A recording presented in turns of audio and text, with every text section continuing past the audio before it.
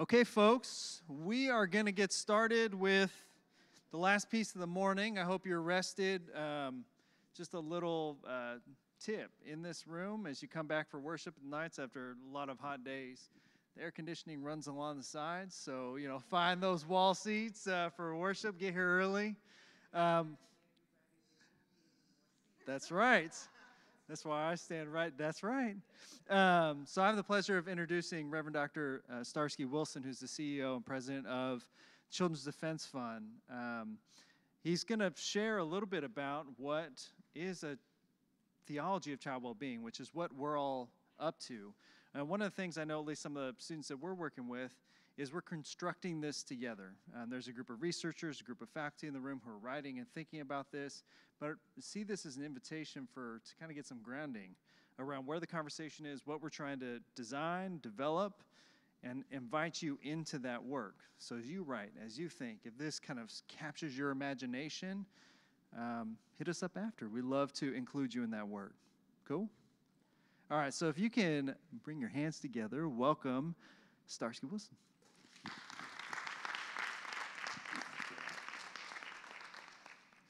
Good morning. It is really good to see you all. Welcome.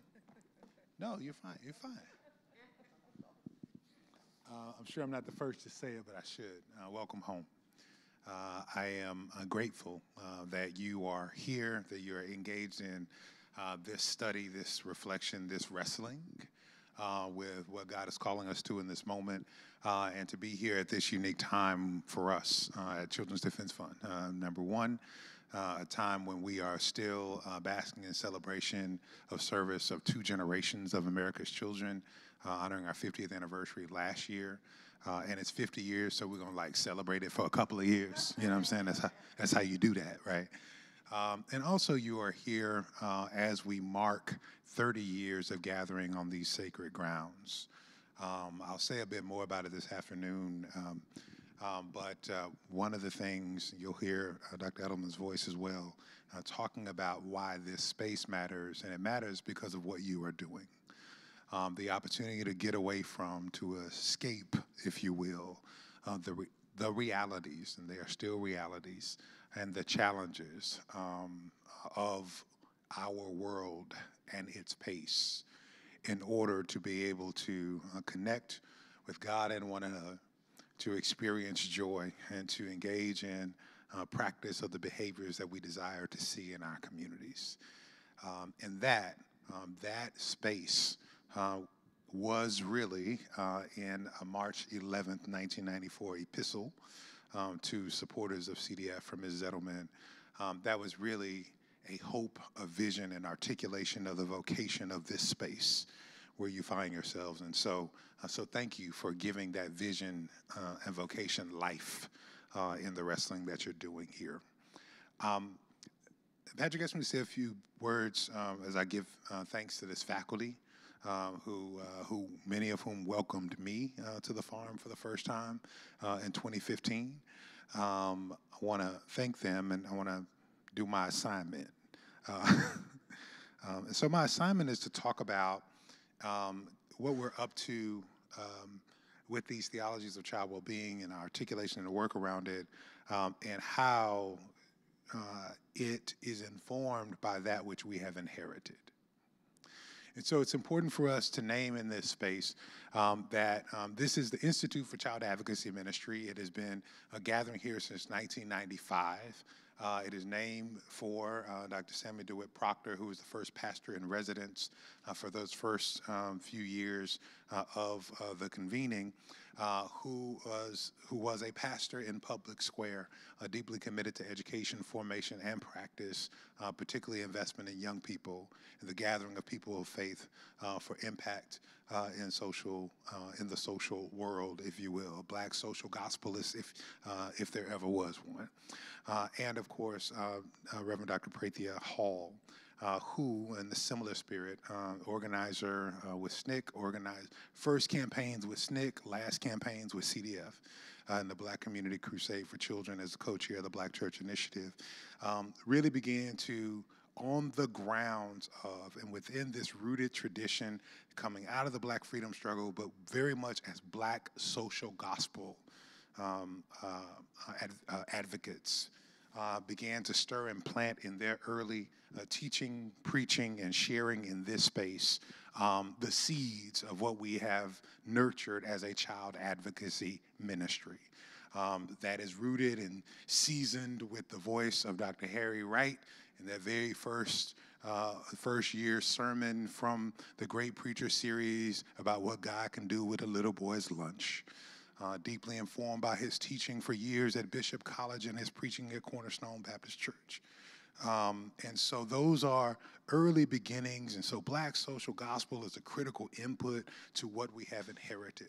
We are also building upon elements that have been added to that seasoning by leaders like Dr. Eileen Lindner, who in her work, the National Council of Churches, leaned in deeply with the Children's Defense Fund and its campaigns to make real a manifestation of advocacy in the life of the church based upon a committed theology. And she began to do very sound, clear, and in many cases linear work. I think you all have some of this work on developing toward a theology of child advocacy, to say this is a thing that we are called to do, and so we must do the work of constructing theologies that ground in that. That was a gift to me because as I came here, I began to use it as I supervised students in seminary, and so that became fodder for our contextual reflections. So they're doing work in freedom schools, but we're reflecting weekly based on what Eileen Lindner wrote in her work. And so this is another element that comes into it that's deeply informed about feminist theologies, Black social gospel, and womanist influences all coming together in this space. Now, I come to it as a pastor, and part of my own discernment when I came here, not as a theologian, except as a practical one in the life of a church who pastored for 10 years and who sat as inspired by Dr. Proctor in so many ways, always lived my ministry bivocationally. One foot in the church. I was a youth pastor for 8 years, I pastored church for 10 years, and usually doing that while I was serving in the Urban League, the United Way, or leading a philanthropy focused on child well-being.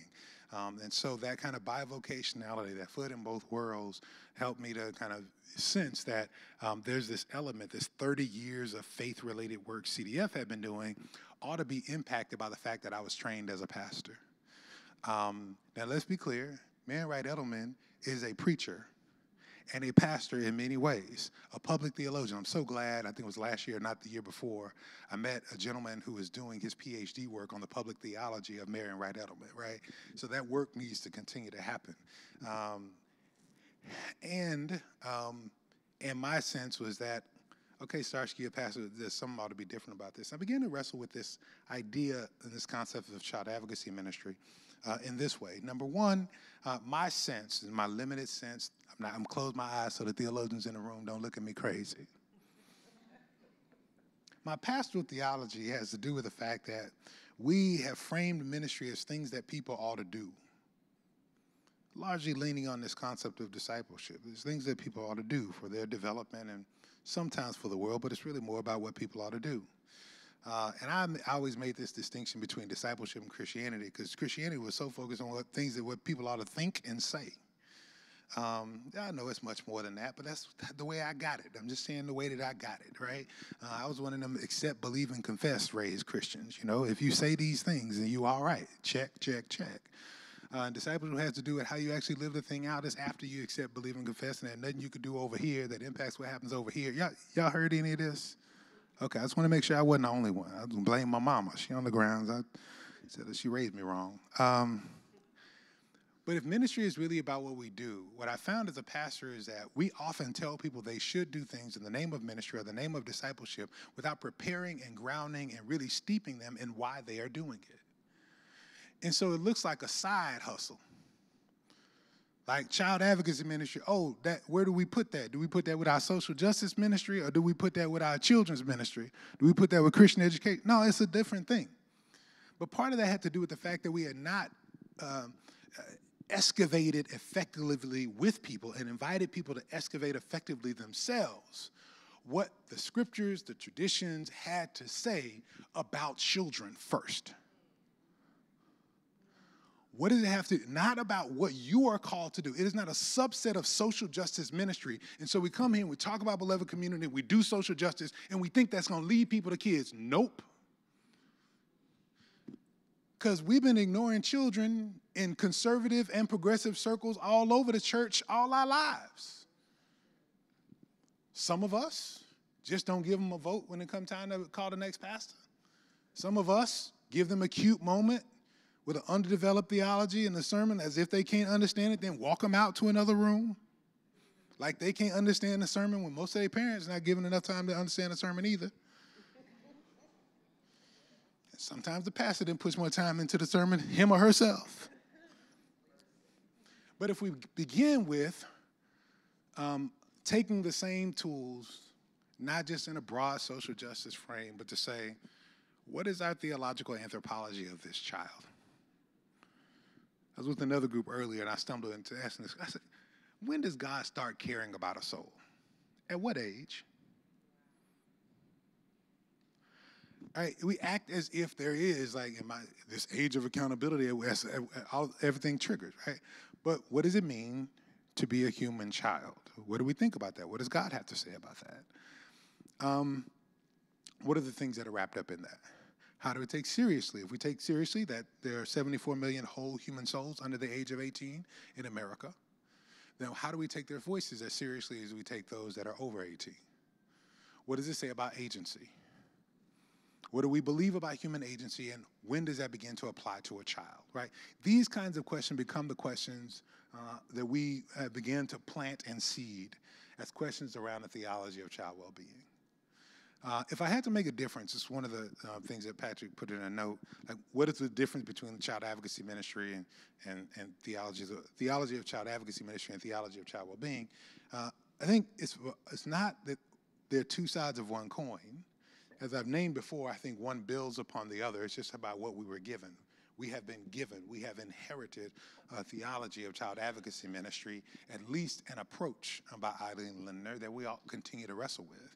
And it seems to me we ought build upon it in order to focus more squarely on children and the conditions in which they grow up in America. That is my sense of vocation and call. And so, because it's important for us to own and name our privilege, because I have the privilege and responsibility of being here at this moment, I just started doing like Marion Wright Edelman said. Marion said, my theory of change is the parable of the sower.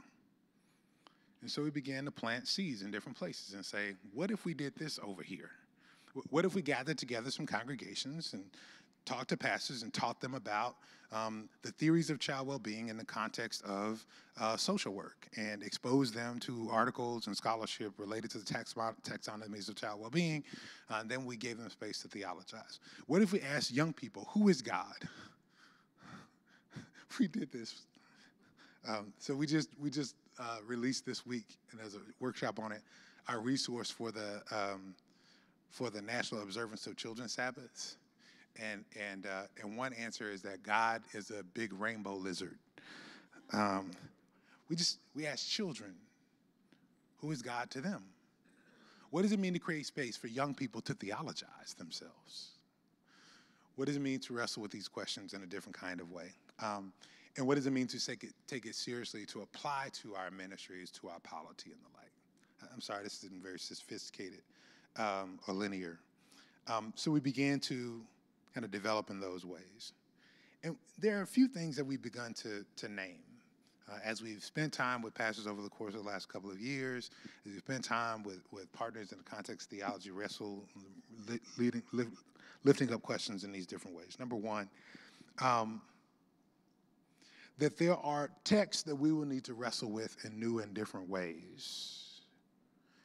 And they can mean as much as they have meant and mean something more. This morning I had Bible study with a group that's here for a prenatal to 3 initiative to focus people on changing the conditions around toddlers and young people and to focus on maternal health. And we begin that by focusing on Isaiah chapter 11, where there's a passage of scripture talking about a promised future leader. If in your study Bibles, it's called a peaceable kingdom.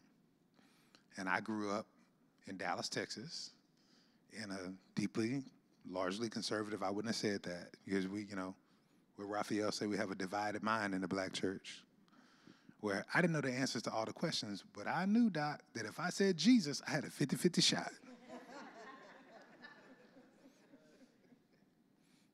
But in this passage of scripture, when I come and bring my reason to it, it's like, wait a minute. They're talking about this promised leader, and then they describe this peaceable community where all this stuff happens that don't seem to make sense, like lions and lambs and bears, oh my, all kicking it together. But then they talk about this toddler who's in the middle of it, playing with snakes and not being hurt. Seems like a cosmic comic strip. Why would I advance a few hundred years and say that that leader they were talking about was Jesus? Well, right there, they're talking about a nursing child, and a weaning child 2 verses later. Maybe the leader is that kid. If I do that, then I have a different kind of responsibility to that toddler. So we got to look at text differently if we take seriously the agency of children and maybe reinterpret them. We also have to look at and begin to wrestle differently with our polities. With our polities. Polity. The rules in the church. Rules in the church wrong. If we all human souls. Rules in the church wrong. I'm sorry, y'all probably good Methodists. Wonderful Episcopalians. Ain't no Southern, I'm sorry, I gotta say this right. Ain't no Baptists from the South in here. Baptists from the South in here? You ever been around at the most dangerous time in the life of a church? Between pastors? Oh, it's dangerous. It's dangerous. Ain't no deacons in here, is it? Okay, it's always dangerous when the deacon's in charge. It's always dangerous when the deacon. I'm just saying.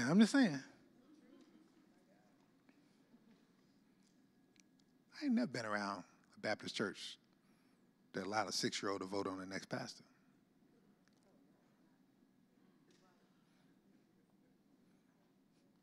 Why not in the economy of God? What does that have to say about that 6-year-old's agency? How do we wrestle with that in the context of our polity? And so I think it calls us to wrestle with our theology, wrestle with our polity, wrestle with these concepts. And it invites us, if I talk about the accent mark, if a child advocacy ministry puts the accent mark on ecclesiology and discipleship, a contextualized theology of child well-being puts the accent mark on eschatology and theological anthropology. Right? What is the future? What are the ultimate things? And what does it mean to be human? Did you start being human after you believed, and confessed? Did you start being human at the age of 18? Did you start being human when you became a kindergartner? And weren't there things that you understood that people didn't think you understood? Okay, I'm sorry. I didn't do enough Bible. If we stop interpreting the Bible through pictures and start actually engaging in historical critical analysis, and we say, Jeremiah was 17 years old with behavioral health challenges when God gave him a word for the nations. The disciples were really a teen group. And Peter, the only one, Peter was like a junior youth worker. Like Jesus was a youth pastor. Peter was the only one old enough to have to make a sacrifice when he went in the temple. Everybody else, a bunch of rugrats who turned the world upside down.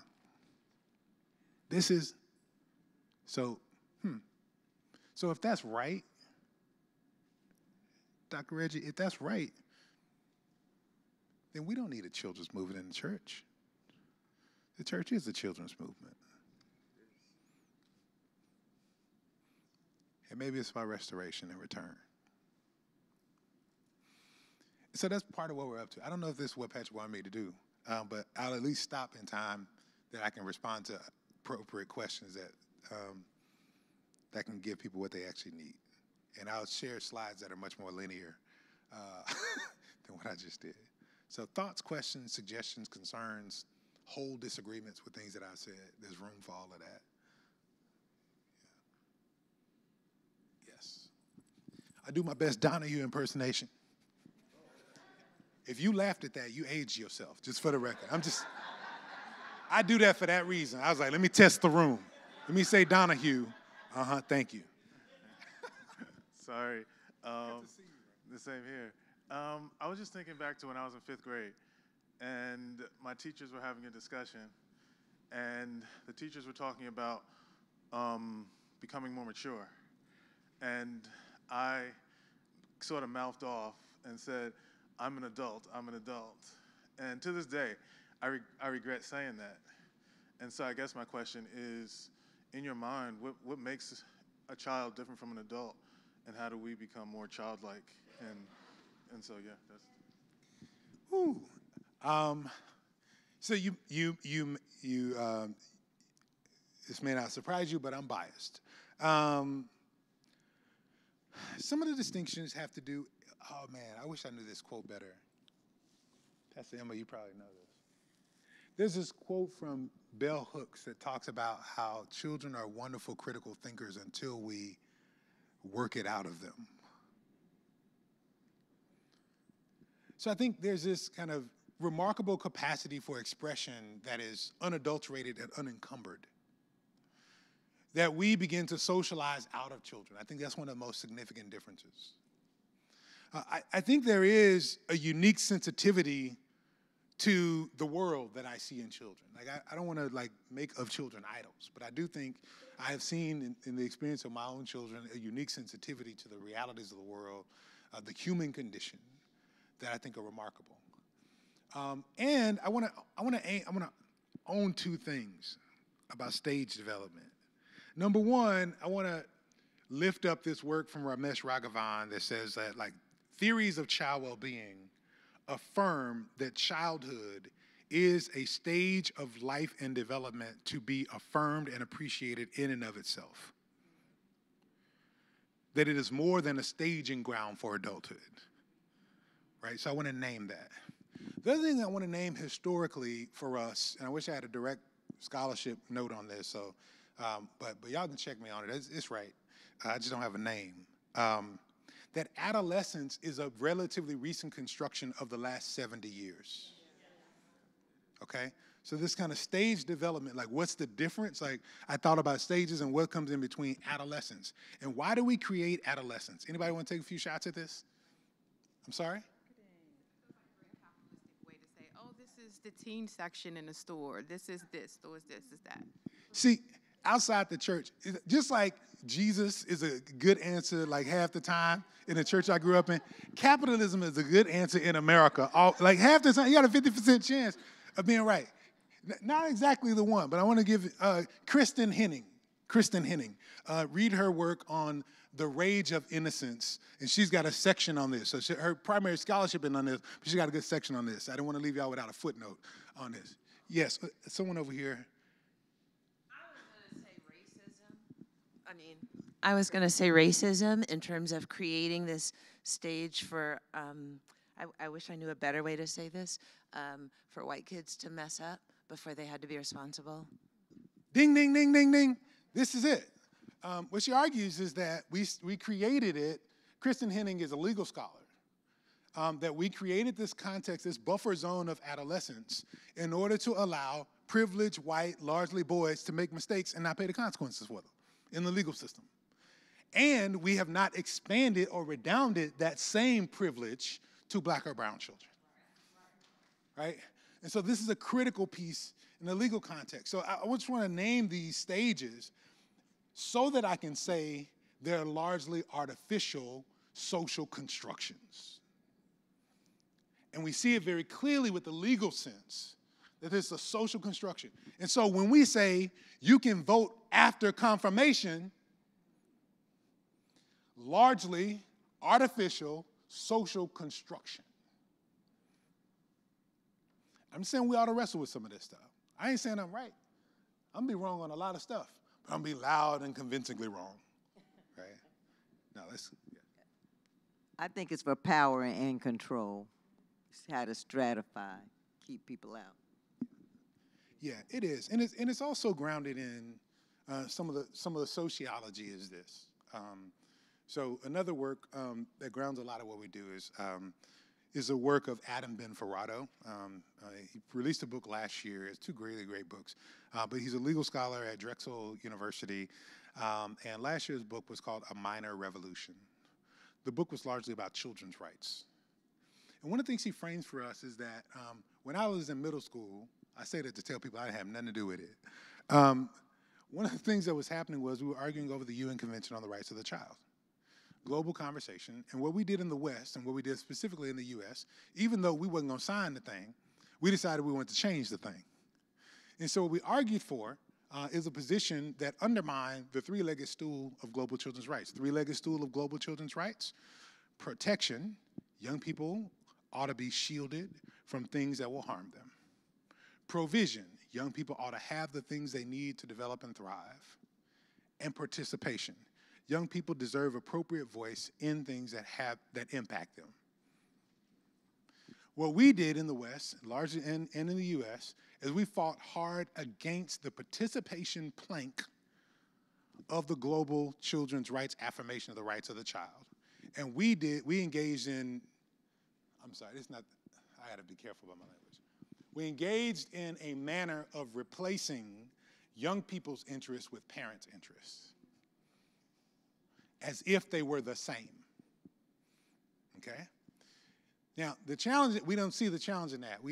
What we did, this has everything to do with the theology of child well-being, we took a whole human soul and made a whole human soul that the Psalm suggests reflect the future, and that the tradition of the promise of progeny in the scriptures suggests that the future of a child, the promise of a child, is a part of the indication that the community has a future, right? Collectivist, eschatological hope. And we made children private parental property. My child is my child. Your child is your child. I don't have any responsibility for your child. That's your child. You do with them. We did two things that are harmful. Number one, we didn't say it explicitly, but we generally gave people the capacity to say, you do with them as you please, and opened up a whole lot of doors to child abuse. And we said, they are your responsibility, not mine, which means I don't have to invest in public schools. I don't have to invest in the child welfare system. My tax dollars should be spent on mine. You should take care of it. It's your responsibility to do that. And that becomes a platform in 2020 in Loudoun County, Virginia, for Moms for Liberty. A platform in my home state of Texas for those who don't care about LGBTQIA young people. A platform to say, no, you can't teach social emotional wellness. No, you can't make my children learn other people's history. No, you can't make my children get vaccinated, even though my children are going to be with other people's children. But a parents' rights platform is built on children as private parental property, not collective hope of the community. And not only does it undermine public policy, but it's bad, bad, bad theology. Because now you're taking something that God, this is God's child, right? So this parents' rights piece. Adam Ben-Ferrado argues for children's rights, argues for a revolution of children's rights, things like a right to attachment, a right to a clean slate as an adult, a right to a voice in things that impact them, And our move is that the theology and the theory ought to inform policy. That's what we're up to at CDF for the last 30 years, very explicitly. So the theology, yes, children are whole human souls. Impact the theory for stage-appropriate development, that it's the responsibility of the community to create conditions for young people to thrive, impacts things like policy. So when we launch a policy agenda, we say, you know what, it's about time for us. It's been 2 generations. Time for us to lower the voting age. Yeah. Thank you. I'm sorry? I've not read this. Yeah. Just remarkable work, right? There's no reason not to for a 16-year-old. And by the way, it's happening. I live in Montgomery County now, in Maryland. In Tacoma Park, Maryland, it's been a decade. For the last decade, 16-year-olds have been voting in municipal elections. 16.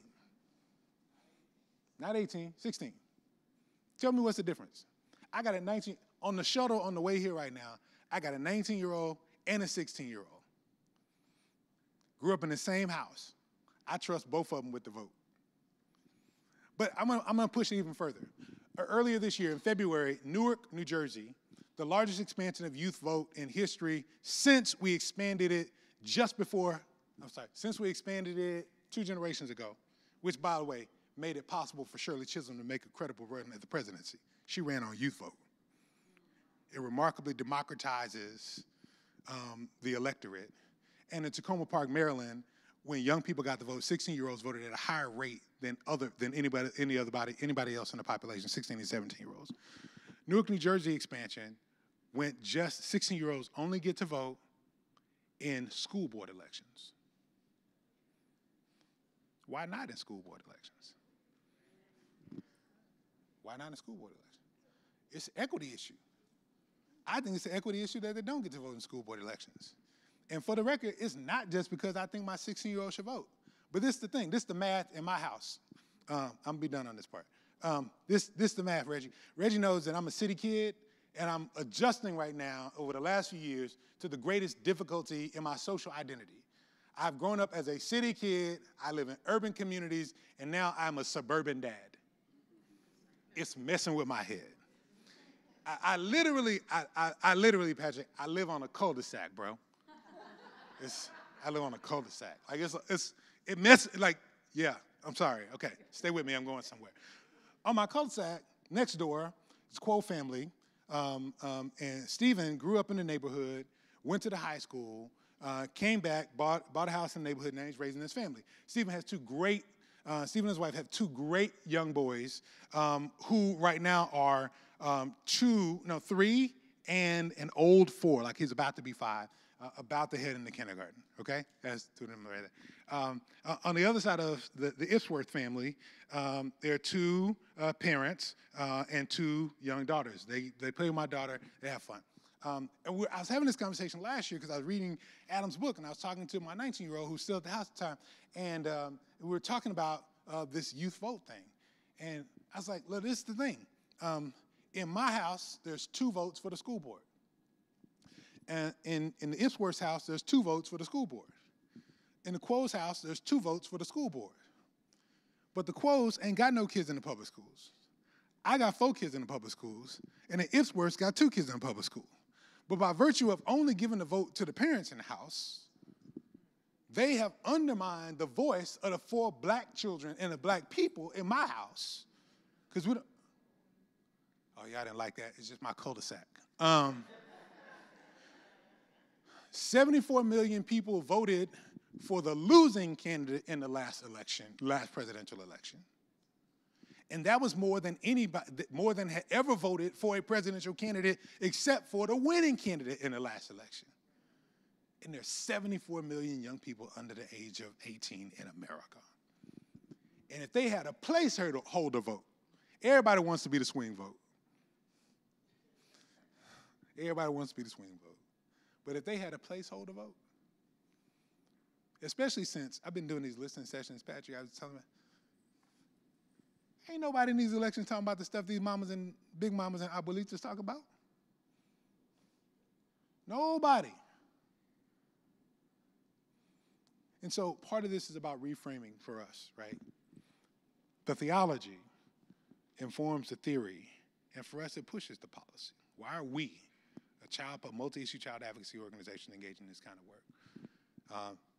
Mostly because, let's talk about it, mostly because we were founded by a preacher's kid who believed deeply in the Word of God and what it calls us to.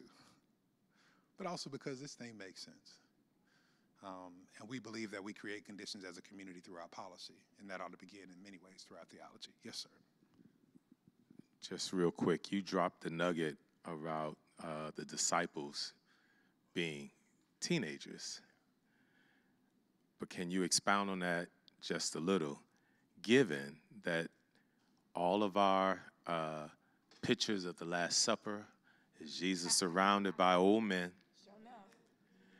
that we have been, through our Christian education, have been trained to believe that the disciples were old men. We lose sight of the fact that Jesus is a young adult. What would it mean for our shifting of vision of ministry if we fully understood how it's grounded? Yeah, I mean, I'll name, I'm not going to do well here. I started out in a good, deep South Black Baptist church where I call everything chapter and verse, but, I pastored in the UCC, so I lost some Bible. I'm just joking. I'm just joking. No shade to the UCC. No shade. No shade. I got dual standing. No shade. No shade. No shade. But we see a passage of scripture, so look at the tradition, then we see a passage of scripture where all of the disciples go together with Jesus into the temple. And the tradition calls for sacrifice for those of a certain age, for those who are adults. We see them all go in together. Sacrifice is only made for two. They all go together, sacrifice made for two.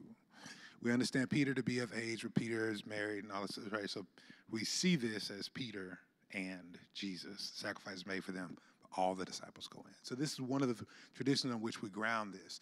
We see the calling. We understand the calling tradition that young people go at about the age of 12 with their teacher and begin to live with and learn from their teacher. Like, this is what's going on all throughout the scriptures when we're reading the context. So that's what's up. That's where we get this from. That's where we're going with it.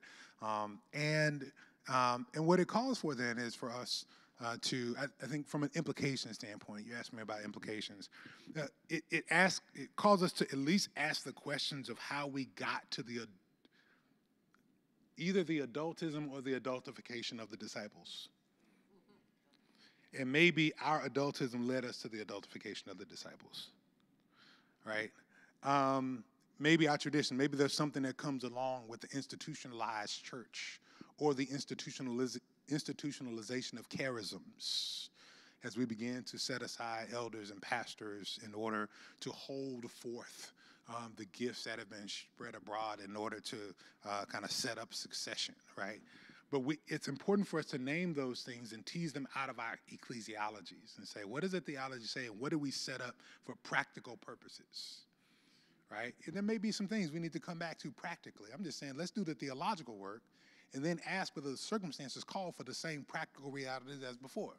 I say this stuff all the time, and they say, but young people, they can't support themselves. Capitalism, right? Or they say, right, or they say they don't know no better. Well, I know a lot of young people who know a whole lot better than some other people. And on this vote thing, one of the things, again, we start applying it in different situations, and we say, well, they don't have all the information that's required to vote. Well, a lot of ignorant people you let vote. They don't have the mental acuity to vote. But we don't cap. We know that sometimes we get to acuity declines, but we don't cap the age on voting. Right? And so even the brain science doesn't call for. I stopped short, my memo. You see me? I stopped short. Okay. All right. Oh, I was just going to say, hi, I'm Liz. We either infantilize children or we demonize them. They are either incapable of learning or criminals. They constantly walk this balance beam, and it's when they provoke our, frankly, conviction, that then they become a problem. And it's because we are way too in love with order. And they absolutely love to recreate. So, sorry. I like that recreate as a counter to order. I love it. By the way, order ain't working that well for us, is it? We're not that good at order. What is intriguing to me is if we look at history, just history, I mean, we're doing a biblical study and that's wonderful, but this is history. And you look at all the changes that's happened in the world. It has happened because of young people. And all the revolutions that's happened, it's happened because of young people. So to say that they can't strategically think, do, act, is highly problematic. And, you know, just does not pay attention to how we get from one place, how we've gotten from one place to another place in societies across this world, you know, from here, where we think about civil rights and we don't think about all the children, that we lift up the adults, maybe some young adults, but it was children who stood in front of those hoses. It's children who refused to go to school. It's children in South Africa who said, we're not going to do X, Y, Z. It's children in India who said, it's children across the world who said, enough is enough, and thought about what to do and then did it. It's the adults who normally push back and say, well, we can't do X, Y, Z because we're going to lose whatever it is we think we're going to lose, right?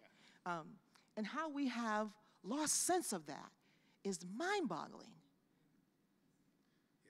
No, thank you. You hit on social constructs. And if we think about the way that our current system is set up, since we're talking about voting, the age at which you can vote is also the age in which you've been indoctrinated to think like our social constructs want you to think. So that is a level of control of the social constructs that have been developed. Because if you let the kids vote, depending on how old they are, they may or may not have come to a point in their life where they're following somebody's doctrine or following somebody's political influence. So in preventing them from participating in the vote, you are securing the social constructs that have been created to oppress people for generations. Yeah, I'm sorry? You're securing an outcome, yeah. Do you know what made us lower the voting age when we did it in the early 70s? The prevailing argument? What'd you say? That was it, the draft. It was a draft. Not brain development, not people are cognitively ready in acuity. Then you wouldn't vote until 24, 25, right? A political argument about an element of societal value. We decided the value of honor for those who are willing to go and risk their lives required the compensation of the franchise. I just say that to say, like, that's a narrative campaign.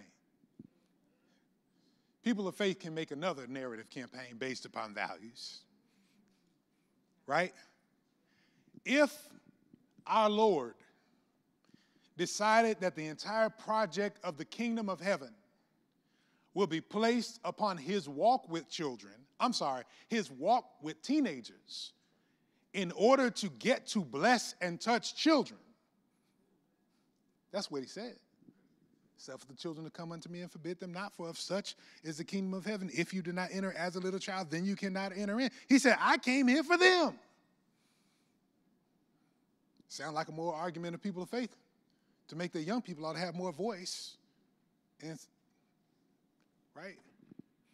If the dangers of violence of war was enough of a strong moral case for us to give young people voice and vote in the 1970s, then maybe the fact that the #1 killer of children is guns on these shores. Why does it matter that they die overseas when it doesn't matter that they're dying on our grounds? And it is public policy impacting and putting guns in the hands of people who do not have them that is killing our children. Where is that moral case from the people who have been told to beat their weapons into plowshares? Right? Like there is work. There is work for us to do. There is a path for us to take, but it requires for us troubling our theologies a bit first. Maybe not first. Troubling our theologies while. Let's not try to, when I was a pastor, said, don't try to clean yourself up and then come to church. Come to church, clean yourself. That's what I'm saying. Don't try to clean up your theology and then do the work. No, let's do it. Let's do it on the road. Do it on the road. Other thoughts, questions, suggestions? Are we okay on time? Yeah. Are we okay on time? As I hand somebody else the mic. How you doing, Doc? All right, so my question is, especially because we just got into a little bit about violence and war and stuff, violence on the streets, right? Mine is most definitely personal. Let me know if you're gonna get there later. But talking about children who grew up in those harsh environments with violence and gangs, gun violence and stuff like that. How? I guess the question is, what's your theology on how to counter those things? And I'm talking from a point with children, this stuff happened at an early age. For myself, I sold drugs in 6th and 7th grade and had a gun. When I worked with Freedom School a couple years ago, I had a kid, 5 years old, tell me how to secure a gun just in case police come to the house, how to wipe prints off the gun. So this stuff starts at a very early age, and especially when blood has been spilled on the street, it's hard to get them out of that frame of mind now because that's all they know. And with your theology, how can we counter that? So I'm going to talk more about my experience and my theology, and I'm going to point to the theology of a dear friend who's faculty for this Freedom Seminary regularly. So my experience is loving presence is the only thing that can counter that. It's not a cognitive reality. It's actually a counter witness to what they have experienced that continues to show up is how you respond to that, right? And I say that to say, no, I will make it my theology. I've talked about this in one public setting. I believe it is the responsibility, part of the ecclesiology of the church is to be sanctuary for children who don't get to experience sanctuary other places. So an ecclesiology of sanctuary for children so that they can be and experience joy informs this for me. Now, better developed theology than mine on this point is from Gregory Ellison. Gregory Ellison II from the Canon School of Theology at Emory, in his first book, Cut Dead But Still Alive, talks about pastoral theology and really pastoral care for young people, particularly black young men, who have these kinds of experiences and system exposure. And he, frankly, probably informs my articulation on this, is really about ways of presence, right? That the counter to that is still loving presence. And so I point you to his work as a response to that, and a lot of his PhD research he did in New Jersey, in the juvenile justice system, and closely in touching the carceral system to inform what it means to show up for young people who are exactly in that situation, right? And I'm just going to say to the church, it takes a lot. I say it as a youth pastor who had to hold the line between all of them good saints who wanted to come and be in our youth forum sessions every month, but wouldn't commit to be there for a certain number of months. So it's no, you can't jump in one of our sessions. You got to keep showing up. I also say it it's overtime, but it's also in mass, right? I say it as someone who, when my brother was killed by gun violence, I came home to my house and saw that my living room was full of teenage black men who my mom had put me in a group to do community service with. And so when I was wrestling with whether I was now alone because my only brother was gone, I was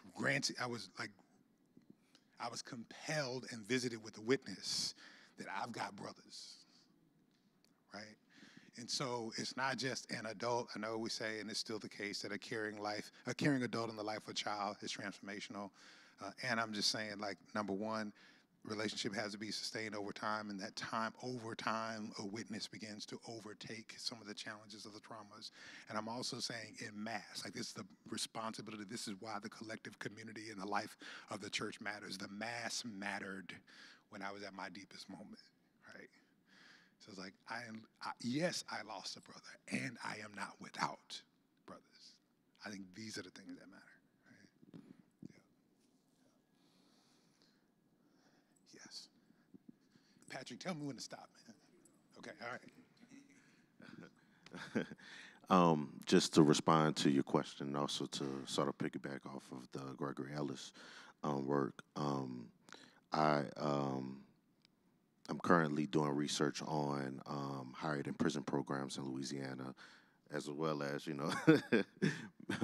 work with on Man Ray Edelman's public theology. But when we think about a sort of theology to sort of deal with these issues in our community, especially when we talk about gun violence and things like that, I think Edelman has thought deeply about these issues. One in which the way in which we deal with these issues right in our society is to think about prisons, right? Working in these prisons and thinking about higher ed in these prisons, oftentimes a lot of these guys and women who are in there have been funneled in there since youth, since a child, right? Mayor Edelman coined the term, created a prison pipeline, which talks about the ways in which poor children are funneled into prisons, into mass incarceration. And so one thing that I think about often is how juvenile detention centers, especially in Louisiana, they don't have a lot of programming. And so a lot of these kids who go into these spaces, they don't get any educational programming inside. And so I asked one guy who did 30 years, I said, what do you think you learned when you were in juvenile? And he said, to become a better criminal, because that's all they talked about, right? If there's nothing to, sort of what they call rehabilitate, if there's nothing to help them, right, think through the challenges, but think through, right, what the world is, right, which is what education should be doing. What else are they learning? And so when we think about, even me growing up, right, it was these different, I knew, right, and a lot of guys knew that prison was much more a reality than college. And so when we really start to think about these communities, it is the way in which these communities are shaped around mass incarceration and shaped around prisons that is part of the issue, instead of being shaped around education, well-being. And so when we think about a theology, what we're really thinking about is reimagining a different world, because the world that we're currently living in is not thinking about child well-being. And so, yeah. Thank you. Other thoughts, reactions? So a better, more cogent frame for constructing theologies of child well-being that I have offered will be offered in a workshop by Dr. Christoph Ringer. So I encourage you to spend time. It was like the most popular workshop last year. If y'all were here last year, like, get there early. This offers remarkable gifts, and it's one of the things we'll continue to offer to people, to give people space to begin this kind of construction. And it is not, like you said, it's constructive, it's not systematic. It's got to be contextualized, it'll be different. We have a cohort of congregations who, in February, after a couple of years of wrestling with this stuff together, presented in this chapel, each of them their own theologies of child well-being based upon their congregational experience, based upon listening sessions, based upon study sessions, based upon, and so I think that kind of grounding and rooting, that kind of democratization of the work of laity, of clergy together, a grounding in community, is exactly how this best manifests. It's much more. It's much more the parable of the sower. And if that is right, to quote Ms. Edelman, if that's right, then we'll have a bumper crop of flourishing young people from these flourishing theologies, and that's what is our hope. So, thank you all for it. Glad to continue in conversations throughout the week with you about it. For whom is this, folks? Is this your first time, folks? Okay, so I say this to seminarians here for the first time. Everybody here want to talk to y'all. I say that as somebody who went to conferences as a seminarian and like sat at the table over here and was like, oh, do you know who that is? That person wants to talk to you. So if you see that person, engage them. That's what this space is. It's been such a remarkable gift to me that it's that kind of space. And I've seen scholars do that. Like I've seen one of our scholars like, could you introduce me to Pastor Moss? I was like, yeah, but also you should just go talk to him. So it really is. It is meant to be that because we need that in order to be our best selves. And so please continue to contribute to that and enjoy that for all it is and offer all that you have because your voice matters in this place. So thank you very much. Blessings, family.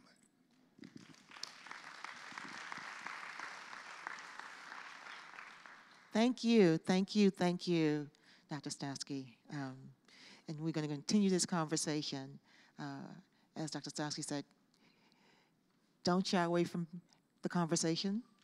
Don't shy away from seeing someone that you want to ask a question of. Use this time to make sure that you connect. And as I said earlier, take down numbers, emails. Make sure you connect so that you can stay connected after you leave here. Okay, I'm the last voice standing between you and lunch, so I'll try to make it quick. First, gratitude to Dr. Parrish, Dr. Love for the tour this morning, for welcoming us onto these grounds. And the cloud of witnesses that are walking alongside us. Thank you, Dr. Lee and Dr. Blunt as well for the piece over at the library.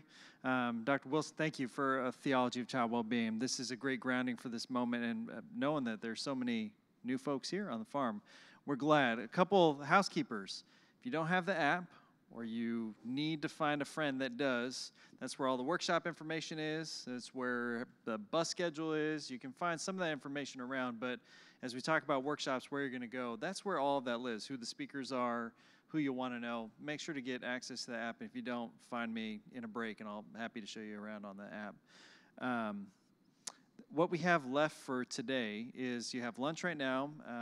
Your faculty may have something for you to talk about during lunch, but if not, over in the main tent, you can have that on your own. And we're back here at 2 o'clock with a little bit of an experiment. We haven't done this before. One of the speakers later in the week, Anne-Marie Mingo, whose book is coming, who just came out, Have You Got Good Religion, Black Women Faith, and I can't remember the rest of the subtitle is going to be here to lead us in a little book discussion about her topics, do some small group reflection. We'll take a break.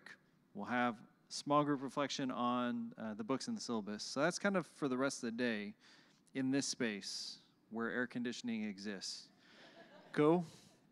Okay, I want to leave us with a blessing, a little bit of an intention before we head off to lunch. So if you can get comfortable, go ahead and, get those feet on the ground. Close your eyes. Remember, take that deep breath in, deep breath out. Deep breath in, deep breath out. And just briefly do a little inventory of where we've been today. You came into this chapel. You walked from here to the library. You learned about the history of these grounds. You went over to the lodge. Talked about the ancestors who exist on those chairs. Saw a labyrinth, headstones. We heard from Dr. Wilson about what a theology of child well-being might be. As you do this little inventory, we want you to know that you're not alone and that you haven't just come here from nowhere. You bring your community as well. So with your eyes closed, I want you to imagine the ancestors you bring to this ground.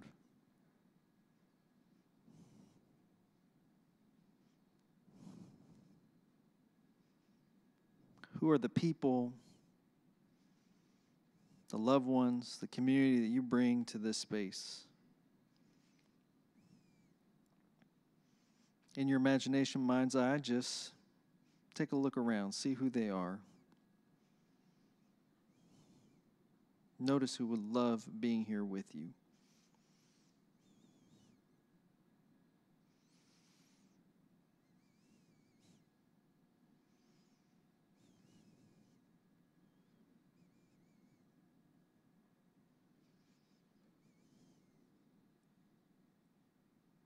Take a long, deep breath.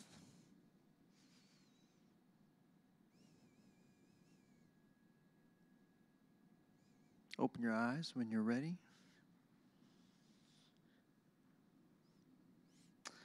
I'm going to encourage you for the week to pace yourselves. And remember, you bring people with you. And just out of curiosity, as you dreamed and imagined your people, your ancestors brought with you, how many people saw a child in their mind? We got a couple. That's more than I see in most rooms. Keep that. And if you didn't, hold that as a question for this week. We want to center children for the entire week. Lunch is next. I invite you to walk with us across over here. We're back here at 2 o'clock. Cool? Cool. Any questions, just come on up and find me. Thank you all.